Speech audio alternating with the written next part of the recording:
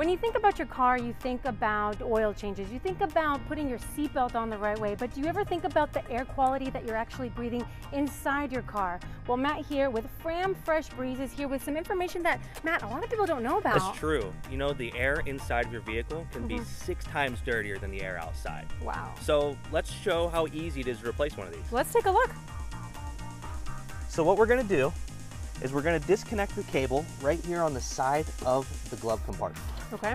There's 2 pins, one on the right, one on the left. We're going to pull those out really quick.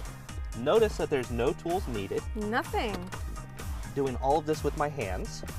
And now the glove compartment is completely out and we have access to where the cabin air filter is. Let's look at that filter. Let's pull it out. Here it is. And here's our dirty cabin air filter. Easily done within 15 minutes. And you can do this at home with no tools. That's scary, people are actually breathing that, Matt. Absolutely, it's very dirty. And if we can pull out the dirt, dust, anything that you might have coming in from the road, the Fresh Breeze does it 98% efficiency. 98, so almost 100%. That's amazing, and it's easy, and you're keeping your family and your loved ones safe. So guys, if you want more information, be sure to click on the link.